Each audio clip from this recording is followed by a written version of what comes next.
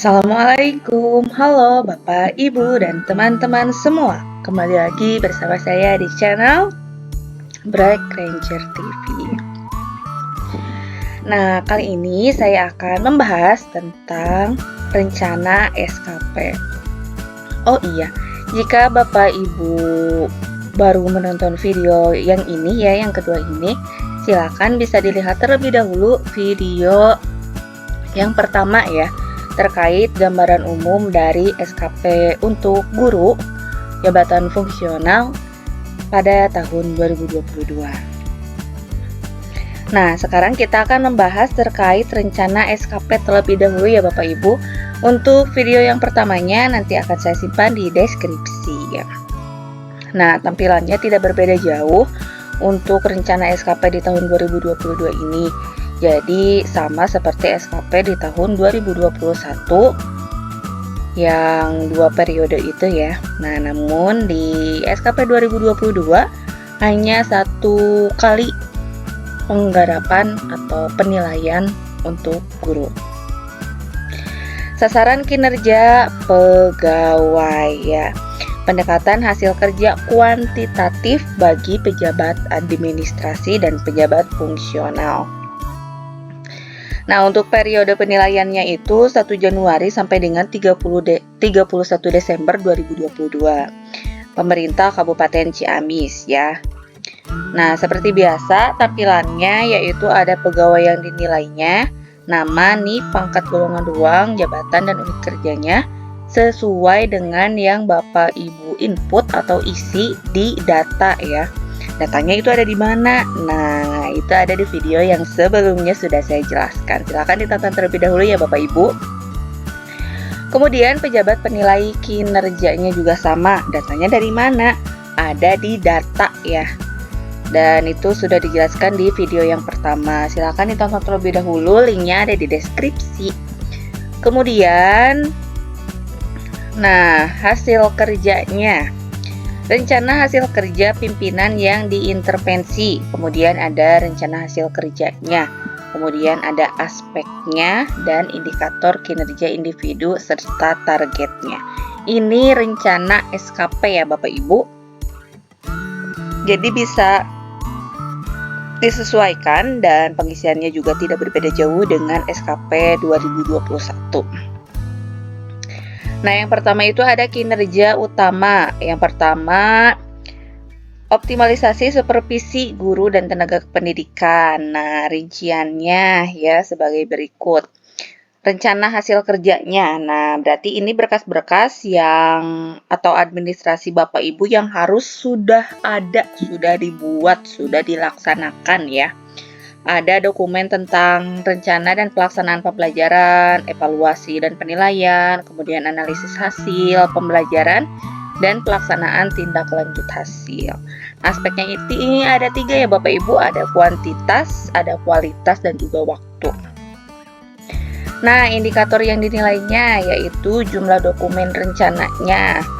Ada 4 ya, karena tadi yang pertama ada RPP, kemudian evaluasi, analisis, dan tindak lanjut, berarti ada 4 dokumen. Nah, di sini tinggal diketik saja 4 karena di sini tidak ada rumusnya ya Bapak Ibu. Nah, tinggal dirubah saja di sini.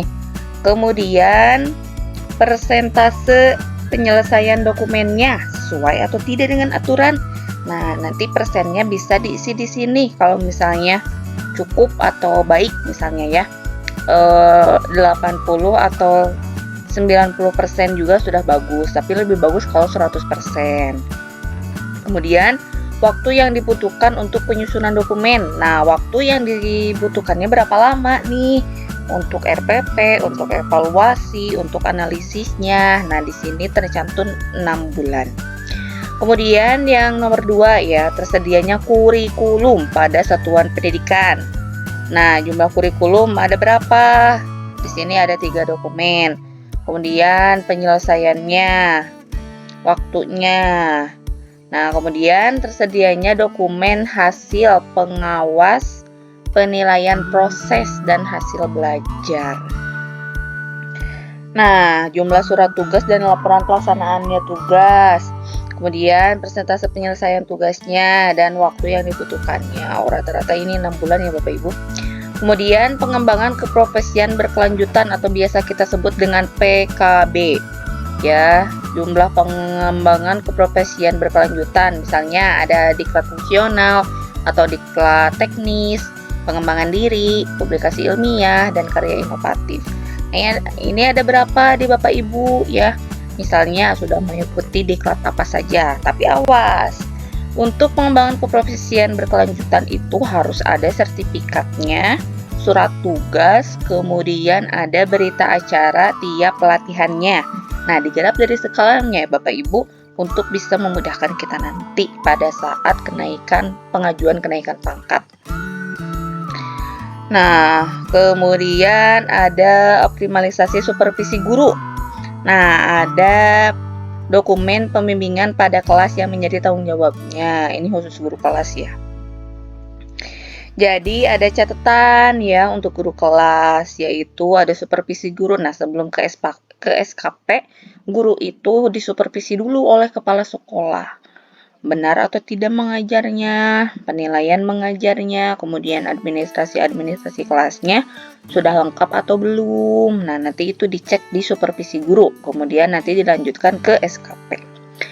Nah, setelah itu tersedianya dokumen hasil pengawasan dan evaluasi. Nah, tersedianya dokumen balik kelas ada apa saja? Nah, jumlah dokumen yang dinilainya ada 2 dokumen misalnya. Waktu yang dibutuhkannya untuk mencapai pelaksanaan berapa bulan? Nah, 12 bulan di sini tertanya ya Bapak Ibu. Nah, kemudian ada B ya, kinerja tambahan. Nah, misalnya menjadi pengurus atau anggota aktif organisasi profesi. Misalnya di pengurus KKG atau pengurus Kuaran misalnya ya, atau pengurus PGRI. Nah, itu bisa dimasukkan ya, atau menjadi anggota PGRI, atau misalnya menjadi anggota Kuaran. Nah, nanti bisa dimasukkan saja SK-nya atau KTA-nya. Kemudian ada 2 ya. Yang pertama itu menjadi pengurus atau anggota aktif kegiatan organisasi profesi, berarti ini PGRI atau KKG.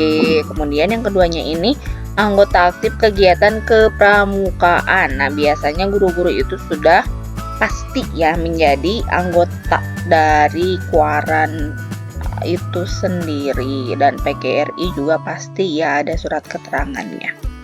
Untuk waktunya itu 6 bulan.